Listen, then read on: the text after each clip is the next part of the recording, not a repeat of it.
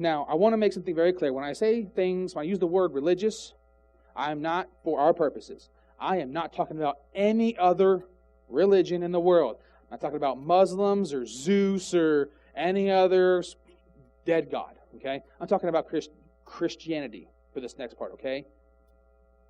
Our main focus here is who's a Christian. How do we know a Christian when we see one? Okay? The Bible says, by their fruits you will know them. We have, where is it? Matthew 7, 16 and 18. You will know them by their fruits. Grapes are not gathered from thorn bushes, nor figs from thistles, are they? So every good tree bears good fruit. Every bad tree bears good or bad fruit. A good tree cannot produce bad fruit, nor can a bad tree produce good fruit. Okay? Good trees, good fruit. Bad trees, bad fruit. Now, within the context of this, what are we talking about? A good tree is a Christian. Okay?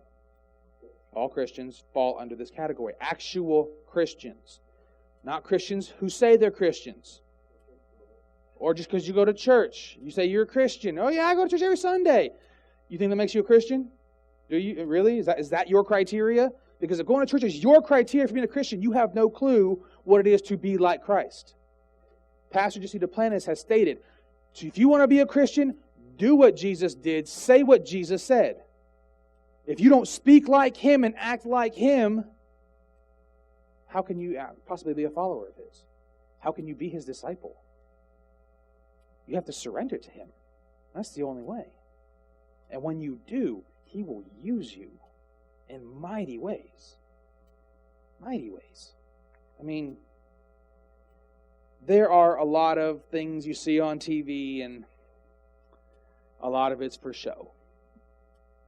A lot of it's for show. You know? A lot of it's for money. Pastors fleecing their flock. You want to know one good way to tell a fake pastor from a real pastor?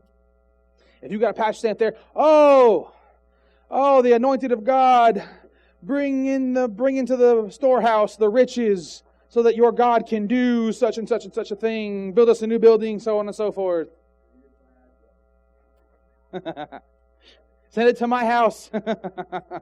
Don't worry, it'll go where God needs it to go.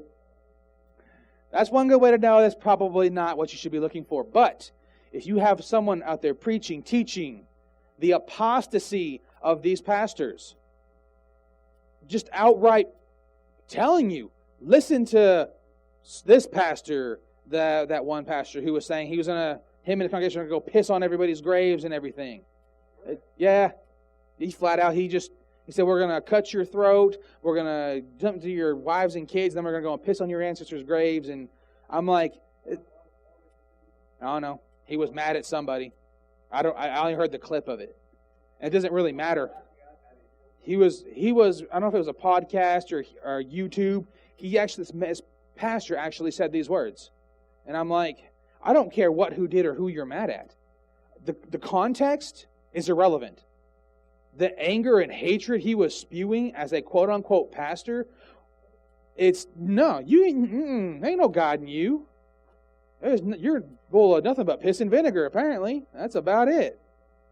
You have so much, you gotta go pee on everyone's graves and what have you. I mean, it's ridiculous. And these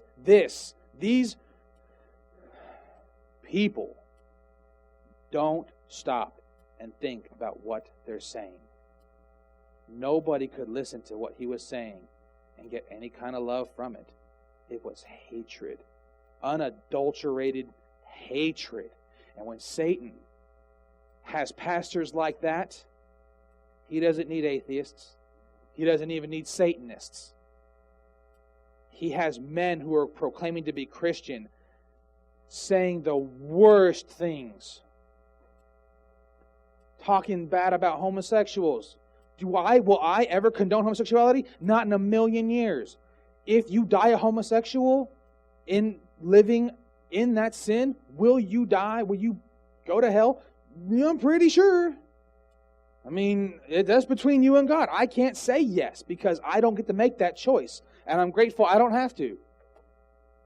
I'd have to be perfect to judge righteously. I can't judge righteously. I'm not perfect. Does that mean we can't judge? No, we are called to judge. That is a fact. We are called to judge everybody. There's a stipulation to words here.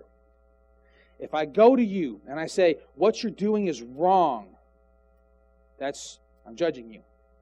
If I go to somebody and say, you are going to hell, I have now passed judgment on you.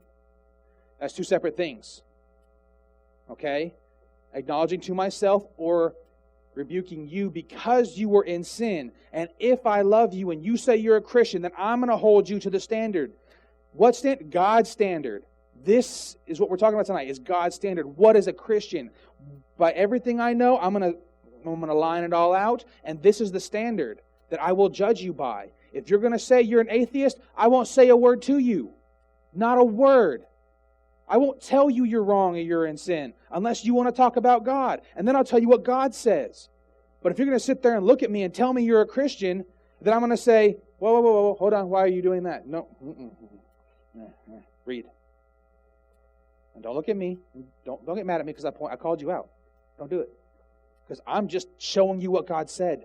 That's all I'm doing. You want to get mad at somebody? Get mad at the lawmaker. Don't get mad at me. I'm just showing you what the law says. It's that simple. But if you don't want to hear it and you're not a Christian, so be it. But if you're a Christian, if you're going to tell me you're a Christian, then I'm going to speak God's truth to you, whether you like it or not. That's yes, there is a right way. I'm not going to get mad at you. Rebuke and love, absolutely. You know, and it may not sound like I'm kind of excited right now, but I get that way when I'm everything in love, because without love we're bankrupt. That's it. You can rebuke somebody in love. People hear the word rebuke. For those that know what it means, they think, I yelled at you or something. Rebuke is not an aggressive word. You know, it's to go to somebody. And you go to them privately at first. And if they won't hear it, then you take a witness. And if you have to do it 70 times, 7. You keep going. You try to make it right. What else can you do? And once you've made your best effort before God, you're abolished of it. What does the Bible say about forgiveness? Forgive, lest ye be forgiven. If you don't forgive people their trespasses, you will not be forgiven yours. So what do you have when you have somebody who's so angry, they're carrying around all this hatred and they're holding grudges against people? I know someone like that. They say they're a Christian, and they are just walking around with this malice, this demon of malice sitting on their shoulder. Well, about me specifically. Yeah. They have this anger towards me, and I don't know why. This is a self-proclaimed Christian. That's what I try to do. I try to love them. I even pray for them. When they come to my mind, I pray for them. God, take away their anger. Not because I don't want them to be angry with me, not because I want them to like me. If they die in their anger and they won't forgive, I made a very innocent mistake. Very innocent, no foul intention. But what I did caused them to be angry. So I went to them. I did nothing wrong, by the way. I did nothing wrong. My pastor confirmed that. I did nothing wrong to this person. But were they offended by what I did? Yes. Does it matter my intention? No. My intention isn't worth a hill of beans. If I act and do something and someone is offended, right, wrong, or indifferent, I go to that person. I swallow my pride and I say, I did not mean to, but I hurt you, I've offended you, something. I am sorry. You make amends. You make it right. Because what happens if you offend somebody you didn't mean to, and you let pride and that righteous indignation, no, I'm right, I did not do it on purpose, it's their problem. What's that person going to do? They're going to sit there. They're going to be angry. Now, am I going to go to hell for refusing to, when I did nothing wrong? I don't think so. But what if that person dies in their anger and hatred and everything else? What if you could have shown them the love of God by going and making it right, even though you didn't mean to hurt them? You didn't mean to upset them. But you go to them and you try to make it right. Oh, what God will do to someone's heart when you show them His love. But you, because of your pride and arrogance, you withhold that from them. What if they go to hell? because you would not, even though you did nothing wrong, but you wouldn't show that love and compassion that you should have shown. Do you want to be responsible for someone going to hell? I don't. Heck no. Is that the only reason I'm going to do it for me? No. If that's what it takes for you, do it for that reason alone, fine. But for me, if I wrong somebody, it is, in my mind, it is a moral standard. If I hurt you, whether I meant to or not, I will apologize for it. It's no different than I got my boss's kids back at the ranch, and I play kind of rough with them. I hurt them every once in a while. Not on purpose. I hurt them though. You know, I'm a big guy. They're 7 and 9. They're little guys. Pace is a little bulldozer, but I mean, you know, every once in a while I accidentally hit him a little too hard on the shin. I forgot I was wearing my steel-toe boots, and Kevin was kicking me. I kicked him back. Tried to hit his butt, and I was a little too low, but I dug that steel toe into his thigh. He goes, ow. And he goes, oh, ow. It took a second for it to kick in, but he realized how much pain he was in. I'm like, oh, I'm so sorry. I didn't mean to do that. Come here. I hugged him. And why will I do that for an 8-year-old? But I won't do that for my brother whom I've offended in the pew next to me. Why? What's the difference? There's no difference. That's a child. That's a big child. The difference between them is time. That's and the amount of food they've eaten so far. That's it. The number of breaths they've breathed, the number of times they've blinked in each other's life. There's no difference. And if I'm going to sit there and I'm going to do this for a kid, why will I not do it for the brother? If that child dies angry at me, what's going to happen to him? Nothing. He's going upstairs. It doesn't matter. You know, until he gets to that point where he can distinguish between right, wrong, good, evil, sin, and all that stuff. Until he can understand the choices he makes, he's not accountable. God won't hold him accountable. Some people say that they will. I refuse to believe that. No, I don't accept that.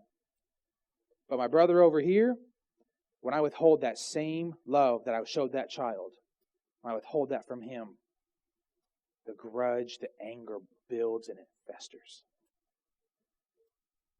And you know what? When you pray for somebody who hates you, you heap coals on their head. And what happens when that happens? When God starts rebuking them through His Spirit. Because I tell you what, you keep praying for that person who's angry at you, I tell you what, God's going to do something eventually. He's going to work them into that corner until they have to turn around and face Him. And He's going to deal with them.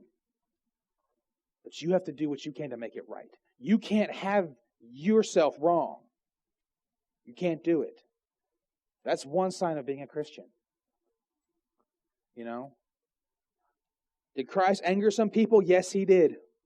Did He apologize for it? No, He didn't. What separates us from Him? He was perfect. He was righteous. He was the law. He never sinned.